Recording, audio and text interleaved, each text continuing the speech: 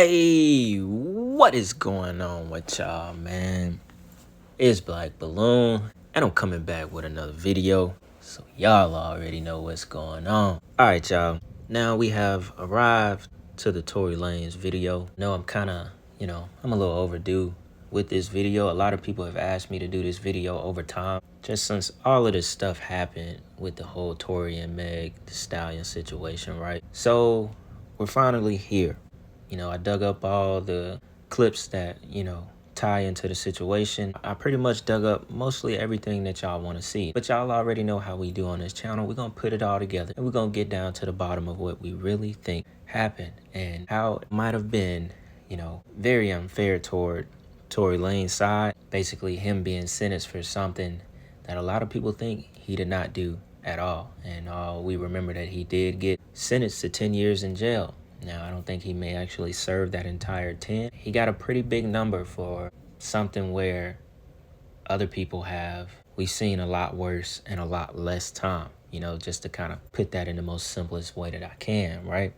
I'm gonna give my honest opinion throughout the video because I got a good amount of clips where I'm just gonna be coming in and out and explaining what I think is actually going on with the entire situation. Now, regardless of the verdict of him actually getting 10 years, it's a much deeper story. It's a lot deeper than him just supposedly shooting her in the foot. A lot more hands were at play when it comes to Roc Nation, who is behind Meg Thee Stallion when it comes to the industry in general, when it comes to Interscope Records, when it comes to the entire thing that Tory Lanez had going on as far as gaining his masters and doing the whole, NFT album sales, selling albums for $1, him turning around and his fans being able to make money off of the albums that they purchased for a higher dollar amount. It comes down to a lot of different theories on why we think Tory Lanez might have been outed, in a sense by the industry and been just kind of, put away, locked up and jailed, so I feel like we're going to go ahead and touch over all those points throughout this video. And like I said, get down to the bottom of it, man. Y'all already know, kind of like the classic Black Balloon style. So with that being said, look, we're going to jump right into this first clip. So y'all check this out. To really pay attention to this. When I was with Interscope, let's say I didn't drop music for a solid year and a half. Tory Lanez made sure that his streams were about 3 million streams, like with all the music, 3 million streams a day. Off 1 million streams, an artist gets $5,000 to $6,000 every Friday or every other Friday, right? So that means that when I wasn't dropping and I was at home, some label was sitting on their ass collecting $15,000 a day off of Tory Lanez music. If I'm popping and I'm making songs, I'm probably gonna do around like, let's call it 5 million streams. Let's just say that, just to make it easy, right? That means that someone's making $25,000 a day off of my music. So in 4 days, they made 100 grand. Guys, let's do the numbers, guys. I sold these shits to my fans for $1. People came, some people bought 20, some people bought 5, some people bought 60. It doesn't matter how much you bought. It was only $1. You spent $60, you bought 60. I need y'all to understand, one of those copies right now is going for 50,000, 60,000, 60,000. Yo, my nigga, and these are sold. They're sold. Go look at the list right now and see how small the sellers list is getting. Y'all don't understand what the fuck is going on? Y'all don't understand I just cracked the fucking industry? Y'all don't understand I just cracked this shit? I just cracked this whole shit. It's cracked. It's over. I cracked the whole shit. It's over. It's over. No more middleman. All y'all artists out there, fuck your label. Fuck the nigga that's telling you, yo, you gotta wait for this day on Spotify and on this. Fuck that. Nigga, it's over. Y'all gonna get paid, and your fans gonna get paid, and they gonna keep coming to you. Why? Because y'all making money together. This the digital trap house. Welcome, niggas. You're fucking welcome. We here. We here. You understand why I'm going so crazy? I can't believe I did this shit my fucking self. This may not make sense to niggas like y'all. Some of y'all niggas, it hasn't registered yet. It hasn't got there yet. It hasn't got there. Y'all niggas like, yo, why is he screaming? Alright, y'all. Although a lot of people think that entire NFT album thing was a scam, I guess people just kind of got their own opinions at the end of the day. Even though now, if you go back to all that NFT art, digital art stuff, it's all, the value of it has dropped tremendously. I think people were paying millions of dollars for certain NFTs when it comes to the art, the digital art, and now it's probably worth $50,000. We would be missing the point if we was focusing on that. The big thing here is kind of like, denouncing the industry and labels, which we already know the consequence for doing that, and basically trying to, teach kind of like independence in the music game, in the industry, and owning your own masters. We know he got away from his record label, and in turn he was able to get his own masters. And when you basically say fuck you to the labels, then eventually you're gonna basically get payback for those words, and trying to preach this to other artists. And there's a lot of stuff going on in the industry right now, as far as labels not even being able to break new artists or sign rappers the way that they used to, just because of the way that the internet is. So if you have an artist that's already set into the game, he already has a name, he already has fame and influence, they're definitely not about to allow you to say F the labels, when at the end of the day, the label is the one that got him to where he is now, regardless. We wouldn't know Tory Lanez if it wasn't for Interscope, if it wasn't for the people that he met, if it wasn't for his hit song Say It, which was all pushed by one big machine. So the point of that entire thing is that, when you decide to go against the industry, this is a situation that came from it. When you decide to sell your soul for these riches and these fames in this world, this is what comes from it. And I'm also talking about the entire setup with Megan Thee Stallion that we're going to get into this next clip. So we'll kind of start from the beginning and let y'all hear it right out of Tory's mouth. So check this out. Let's start this off.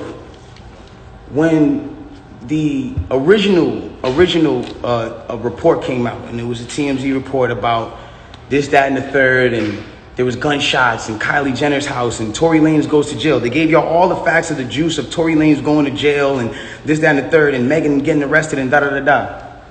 2 days after that, I get a call from Rock Nation that says, yo, we heard you're going to make a statement about what happened, and it'd be in your best interest if you don't make that statement.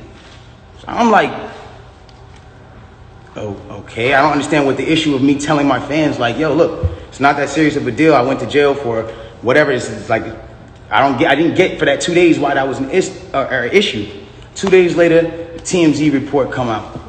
TMZ reports, and they have the surveillance now. Now they see the video of the arrest. You see Megan, you see me, and you see it's all sprawled out on the ground in bathing suits and blah, blah, blah. And everything I'm saying is public record. You can go back and look at this shit. You can go back and see it. Like, you feel me? So they say, oh, okay, you see her out of the car, she's getting out of the car, she's hopping. It looks bad, bro. And I'm not gonna lie, like, I felt bad watching it because it made her look bad, and it didn't make her look good. It didn't make any of us look good. And I didn't want that for her. I don't see that for anybody. So all of a sudden, when we get arrested, or when it looks like we all got arrested, the memes start. Now I want to really bring you guys in for a second so you can understand something. And I really just want you to take this in. Like, she is a person I spent enough time with her to observe and understand something about her, where it's like, she's going through a lot. She goes through a lot. All right, y'all. So just to sum everything up about what happened between him and Megan Thee Stallion and the entire setup, if you listen closely to what he just said, he literally just explained everything to you that you need to know just within that little 30-40-second clip right there. It was everything you needed to know. He got a call from Rock Nation, whom he is not associated with. He's not under them in any kind of way, never was. They called him and said, it's in your best interest to not put out any statement. They threatened him, and it could have been more to that conversation, but that was all he was willing to tell people on live.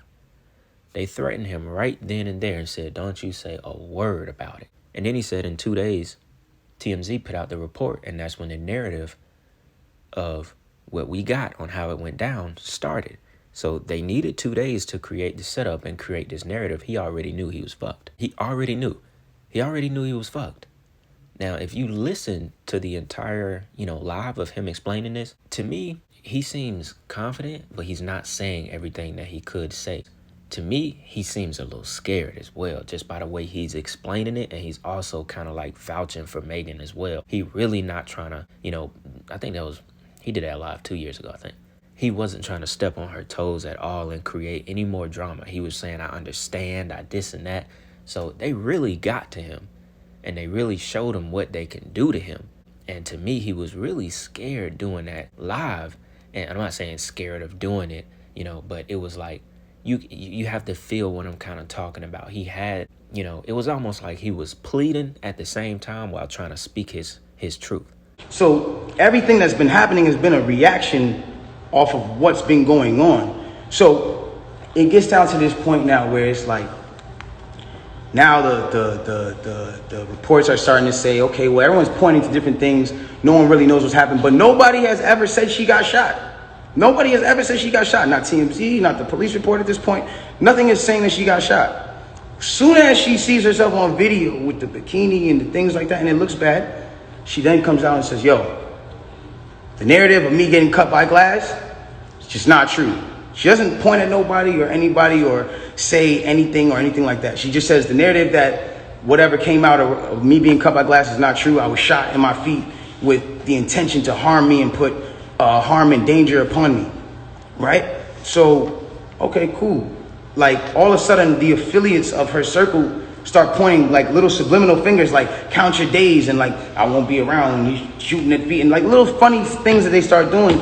And I'm kind of like, damn, hold on, where are y'all about to take this? Because y'all told me not to make a statement, so I'm trying to figure out where y'all taking me to. I don't get it. So then at this point she goes live because people are not really understanding the story or whatever cases. She waits. She doesn't go on, you know, a time when it's just a regular time. For y'all who don't understand, it was one of those things where me and her knew what was going on, but y'all didn't know what was going on. She went live on my birthday. LA Times, okay? This is put in public information. LA Times puts out an article, and in the article they say, you know, this is the initial report. 2 sources close to the investigation said that she got cut by glass, and she said that she got cut by glass. So then it's like, people see that, okay, hold on.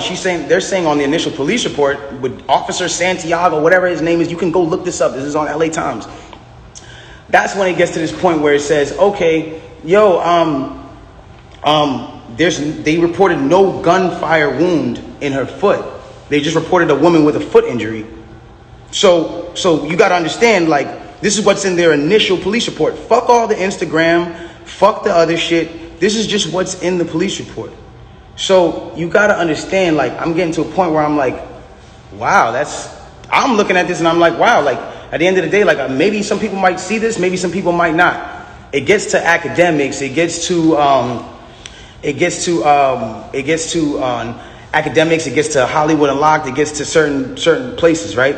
And she comes out with this tweet that says, keep talking and I'm gonna stop sparing you. It's like, my love, I have not been on the internet for 3 months.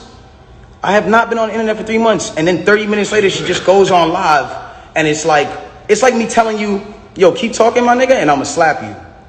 And then I just slap you. It's like, you didn't do anything for me to slap you. I just slapped you. So it's like, who was talking to? Who are you saying to keep talking to? I don't understand.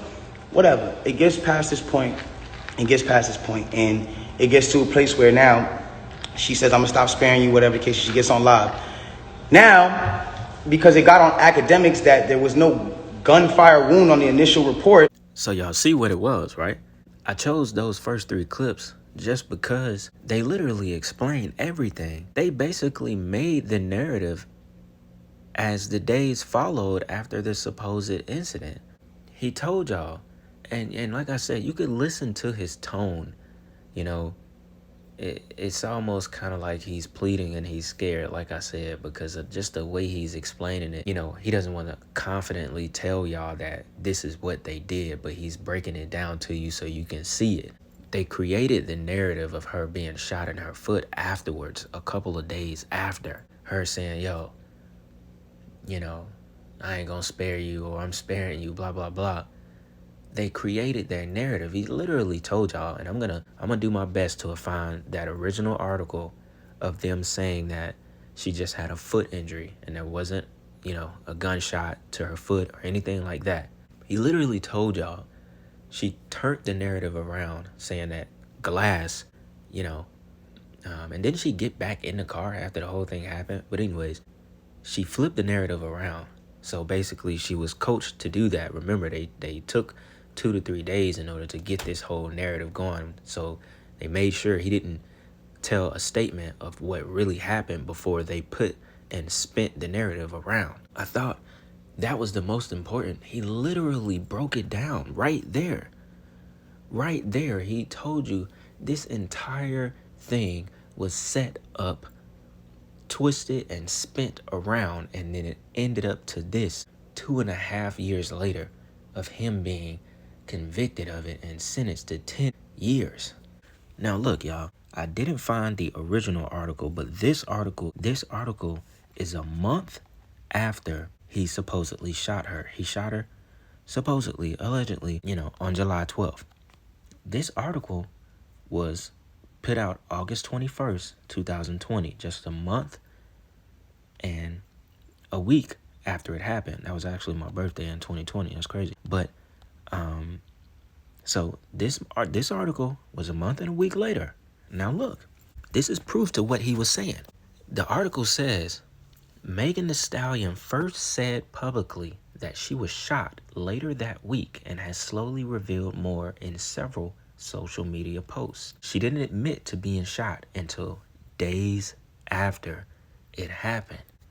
It literally says it. Megan Thee Stallion first said publicly that she was shot later that week. Goes on to say, she said from the beginning that she expected to fully recover, but said in subsequent posts that the shooting, which required her to have surgery to have the bullets removed, was super scary. Now also, in those clips where Tory Lanez was talking on IG, he explained that she took a picture in the surgery room and was wondering how in the hell was she able to take a picture while she was getting surgery on a foot that didn't have any bullets in it. Then, this is the thing where he was talking about her saying, "I'ma quit sparing you." It says she consistently declined to name lanes until Thursday night, when she also tweeted, "Lie one more time and I'ma quit sparing you." Then it goes on to say, how she was already, a huge hip-hop star. She's had an amazing year. She had the song with Cardi B, WAP, so on and so on. And, mind you, this article is the same week that song with Cardi went #1 on the Hot 100 Billboard. It says the bawdy celebration of women's sexuality entered the Billboard Hot 100 at #1 this week. Check that out. This was a month and a week later after the event, after the supposed shooting. Boom, the song she got with Cardi goes #1. Think about that. Think about how much her name was all in the media. They getting this whole little setup going to frame Tory Lanez, to push him out. All while this is going on, they get a #1 record with Cardi. This article literally supports what he said. They were spinning the narrative, creating what they wanted this shit to be as the days went on. I'm sorry, no one gets shot and then days later decides to change everything, and finally put the blame on someone. Somebody really shoot you, you finna be that same day, that night. Yeah, he did it. Tory Lanez shot me. You ain't finna wait a week later and change your whole mind about everything. And how many times was she caught lying and saying bullshit? We don't even have to go through all that. We already got the proof. We already see that this was a setup. Because y'all know me, I like to get to the stuff where, this is it. If you're smart enough, you already know. You don't even got to be that smart to see that this is some bullshit. And it aligned with them going #1 on the billboards. Come on, y'all. Come on. But anyways, we're going to get right back into this next clip. Check this out. You want to know exactly how I'm feeling? Yes, sir. I just stood here in this Los Angeles County and witnessed the worst miscarriage of justice that this world has ever seen. You want to know how I feel? I'll tell you exactly how I feel. I got some names that I want to call. Alex Spiro, Desiree Perez, and the whole wicked system of Rock Nation, including you, Jay-Z. Yes. You who say you rose from the gutter, but you have traded and bartered the souls of young men, and you're still doing it. Amen. The only independent witness in this courtroom is a man whose name is Sean Kelly. He came to court, and our attorneys, he would not even shake their hand after he went upstairs with Pt3 and Alex Bott. They met on Saturday before. They met with our witness. And then the man came back, and I sat in the hallway while he sat with Jody Little, the prosecutor's investigator, who acted so dumb, an intelligent woman who did not want, listen, I've seen so much evidence buried in this, and I know exactly what the public out here will say. Don't talk. You will say, I say this because I'm a father. See, I am a father of thousands around the world. I'm a father of my kids, but a spiritual father to many. And I don't make stupid allegations because I got nothing better to do. You all have been bartering and trading the souls of young black and brown men. Now, the dad said a lot in that short clip. You know, he basically said, Rock Nation, Jay-Z, y'all destroying the souls of young men, you know, and women as well. And that's what that game is about. We already know. That's why I named this series Fame and the Devil's Game, because it's all about destroying souls. It's all about taking souls, you know, like how I do what I do in order to, like, you know, try and get people to see the light, try and get people to come toward God, come toward the truth. It's the same on the opposite side. They want to take your soul. They want to destroy the kids. And, you know, he had a very good point with that, although he was a little theatrical. You know, you could kind of tell he almost seemed like a preacher. Now, I'm not sure if he is a preacher or not. I didn't go too far into his dad, but he made hella good points. And I'm sure he saw a lot more than what we, you know, were able to see as far as the whole court proceeding went, and how he felt like a lot of stuff was being buried under the table in order for Tory Lanez to get the amount of time that he got. Now, will Tory Lanez do all that time? I'm not really sure. I think they recently filed a motion for bond, so obviously they're going to be attempting to get him out because the time wasn't fair. And we all know he's basically sitting in there for no reason right now, because I believe that this was a complete setup from the industry. Rock Nation, he told you himself, you know, just like I said in the beginning of this video, we didn't need to see much to understand that this was a setup. But at the end of the day, you know, this is a game that Tory Lanez chose to play. You know, even goes back to this post where he threatened to expose Interscope. Although we don't know what he was going to expose because he never said anything, he deleted it. You know, so clearly they got to him, and he figured what he was going to expose was not worth his life. Even somebody said, chill, bro, I ain't trying to see you get killed. He was like, that's the difference. I don't care, because my integrity and respect and the path of light that I can show the generation after me is more important. So you can tell, you know, Tory Lanez is aware of the light. He's aware of them demons as well. Even that same post, Drake liked that post. Rich the Kid commented and agreed under that post.